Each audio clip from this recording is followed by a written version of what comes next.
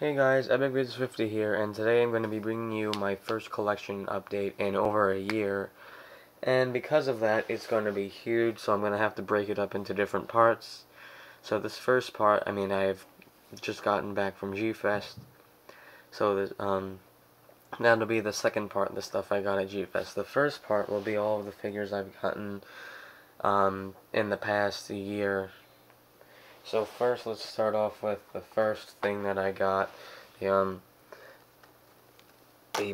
fighting type Ultraman Tiga figure, Ultra Hero series. Sorry, I forgot. And after that, actually quite a few months after that, I hadn't gotten anything for a while. So then I found these two on eBay for pretty decent prices. I got the Memorial Box Zegra. He did come with tag, I just don't have it with me, it's buried somewhere. And Earthtron, also he came with tag, but I don't currently have it with me. I have them in a folder somewhere, and I don't feel like digging them out, so. After those two, a few months later, I got the Bandai Creations King Caesar. I'll put him over here. And after King Caesar, I received a Bandai Creations Destroyer. Let's see, what else is there? Oh yeah, right. I got my first Pacific Rim figures, the 2-pack of Gypsy Danger and Knifehead. Put him here. Put Gypsy Danger right there. And that was it for a while, and then when the new Godzilla movie was getting all hyped up, I got this. Hold on, I got the Destruction City set with the 3-inch Godzilla and 3-inch 8-legged Muto, and I also got, not at the same time, of course, but later I also got the Flying Muto pack of destruction, but the box is, damaged. I took it out. So I'll just leave him right there. And I also got the, I forget what it's called. God.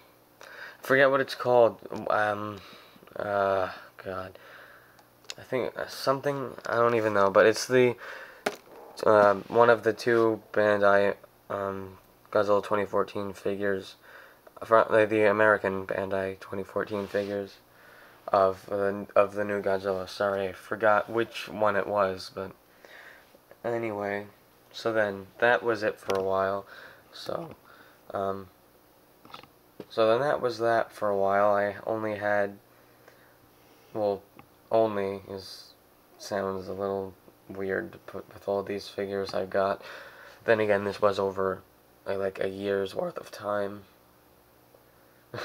But so after that anyway, this is more recently, this is more like a month ago, I got the Ultra Hero series Ultraman King. Put him right here. And then I won these two, I'll move the camera over a little. I won these two together in an auction on eBay.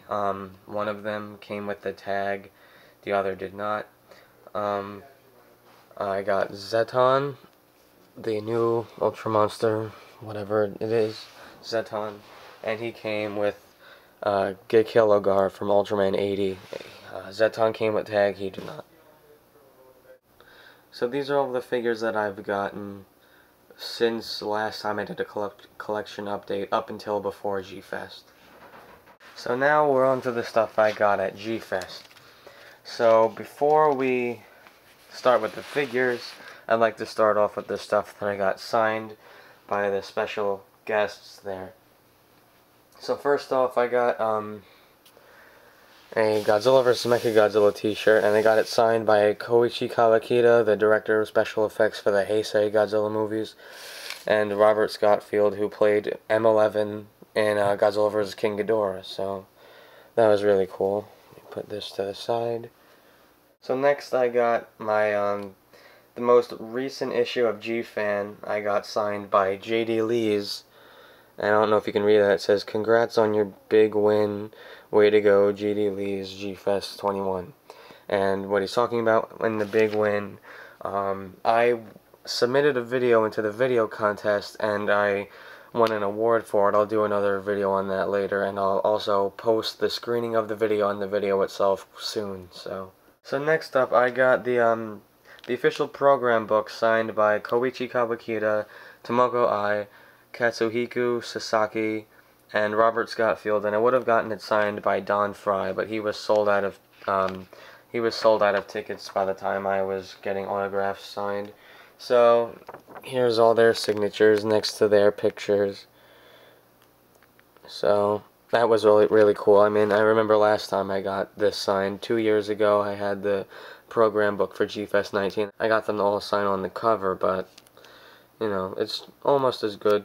Well, actually, you know, it's just as good. It's still their signatures. So alright, a couple more signatures to go. Another signature from Koichi Kawakita, since he did the Heisei series' special effects, there's a picture of all the Heisei Godzilla monsters, and he signed it right there on the bottom, so that was really cool, and that's him right there in the middle. And finally, well, Koichi Kawakita and Robert Scottfield were doing just about as many, they were letting people sign as many things as they wanted to get signed, but Katsuhiko Sasaki, I hope I'm saying that right, and Tomoko Ai were only doing 2 autographs each. So for the first autographs from both of them, I got them to sign the program book, and for the second one, they were also giving pictures for them, and they were both the 2 lead human characters in Terror of Mechagodzilla, so I got them to sign a picture of them in Terror of Mechagodzilla. I got them both to sign the same one, so that was really cool. So I think that's about it for autographs. So let's start off with the figures, and unlike last time, unlike last time I did a G-Fest update, I will be doing these in order of how I got them. So first, it's also important. Well, not important. This time I do have the tags for the figures that came with tags. So first, let's start off with my favorite figure that I got this year, and also the most expensive. And he did come with a tag, although it may not be the one you would expect, or at least the tag wouldn't be. The 50th Memorial Box, Godzilla 1964. This is my favorite figure I have gotten. I got this year at G-Fest. And he did come with the tag, although it may not be the one you would expect. Usually when people get this, they get the Mothra vs. Godzilla tag. I got the Ghidorah the Three-Headed Monster tag. And I checked, this is actually, I guess you would say, acceptable to come with this figure, because I looked it up and I found out the tags are by the movies, not just the kaiju. And at first I was upset because the guy didn't have the tags lined up.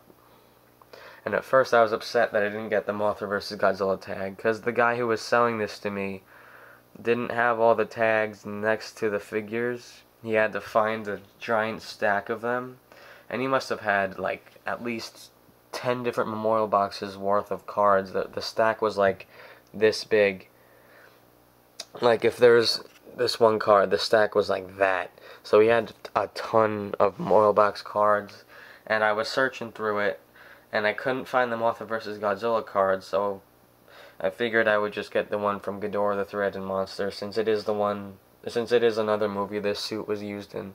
So I'm glad I got that, and I was upset at first that I couldn't find the tag, but I did. Maybe not the tag people would expect it to come with, but it's still acceptable, I guess you would say. So the second figure I got, I'm pretty sure this was the second one. The first few figures, other than this guy, by the way, this guy was $80. He was the most expensive one I got, but it was worth every penny. The next figure I got, or at least I'm pretty sure this is the next figure I got, Black King. I got him for $10. from the same table as the people were selling him from. They had a whole bin of Ultra Monsters for $10 each, and that was really too good of an offer to refuse, so I probably went back to that table about 3 times and got a couple more figures that you'll see later in the video. So after him, I got Hyper Gaios, and it's not the newer one. Let me show you the tag he came with. I don't know the name of this series. It's probably going to be something really obvious if I did hear of it before, but I don't remember if I did. It's an older version. It's not like the green tag. That's like the equivalent of the pink tag Godzilla figures. It's not that line. It's the older one. And I got him for $20. Black King was obviously $10 because I got him from that thing that was selling them for $10. The next figure, my second favorite figure that I got from this G-Fest was the single sheet tag 50th anniversary Final Wars Anguirus, and I know I already have the regular Final Wars Anguirus figure, but I really liked the paint job on this guy, and since it looks different, it gives me the possibility to possibly bring back Anguirus in my Godzilla saga, possibly, or Kaiju saga rather, either way. But since it's not the same one that paint job wise, since it doesn't look the same, I could possibly bring back Anguirus. I don't know how, but I would like to, because Anguirus is one of my favorite Godzilla kaiju, so that would be nice to bring him back. Let me move him forward. You can move forward as well, right here. And the last buy I had on day 1 was powered Alien Bolton, and he is huge compared to these guys. He's 7 inches tall, everyone else is 6. But I'm assuming he's still 6-inch scale, just he's really big. He did not come with tag. He came from the same bin of Ultra Monsters as Black King, so he was $10 as well. Before I move on, let me give you the story on Anguirus, and I got him for a really, really good price, or at least I think so. I was looking around for this guy, and I found him at one table. He was, I think, $55 they wanted for him at that table. And then the very next table I found him at was asking for $25. So $30 difference is obviously a no-brainer. I went for it, and that's basically how I got this Anguirus. And I'm not disappointed at all with the result. Like, Anguirus was my favorite Godzilla ally and one of my favorite overall kaiju. So yeah, and it's a different paint job, so basically I could maybe bring him back. I'm not sure though, but probably I will. So yes, before I move on, let me just say the prices again, in order that I got them. So hold on, $80, $10, $20, $25. And he was $10 as well. So now we're on to day 2 figures. I got this guy for $15. The Ultra Hero Series Ultra 7. He did not come with the box, but I could care less. It's another Ultraman figure. And I'm in kind of need of more Ultramen. Not really, but it would be nice to have more, I guess. Then after him, to go with Black King, I got Alien Knuckle, because in Ultraman Jack, Alien Knuckle and Black King were, I guess, partners. I don't know. So yeah, so I figured it would be nice to get him to go with Black King, because I had a list written out, and Knuckle and Black King were both on my list, and I figured if I couldn't find Knuckle, I'd just get a Bolton figure, which is why I got Bolton on day 1 and Knuckle on day 2. Well, I couldn't find Knuckle on day 1, so I just went for Bolton, and then I ended up finding him for, I think he was $8, which is really cheap, even though he didn't come with tag, but still, really good price for a decent figure. So that's how I got Knuckle and Bolton. I was originally going to choose one or the other, but I found both for really good prices. So, and second to last figure I got Godzilla Final Wars, the Japanese version. And you may be thinking, well, you already have the Bandai Creations one, what's the point of getting the Japanese one? Well, for one thing, the Japanese one is a better figure overall, I will say that, although I have really not much use for him in my videos, because that's kind of the main reason I get these figures, so I can use them in movies. Excuse me. That's kind of the main reason I get these figures, so I can use them in my fan films, not because I'm not exactly huge into collecting, although every once in a while, like in this guy's case, I will collect stuff, but I have plans to use all of these in my future movies. So you may be thinking, why did I get him? Well, he's a rare exception to the collecting rule, because I was originally gonna plan on having him signed by Don Fry, who was Captain Gordon in Godzilla Final Wars, who was also at G-Fest. But he was sold out of tickets by the time I was online for autographs. So I just ended up being stuck with a plain Godzilla Final Wars figure. So, but I'm not gonna complain. He is slightly better than the Bandai Creations one, but not by much. He's still alright.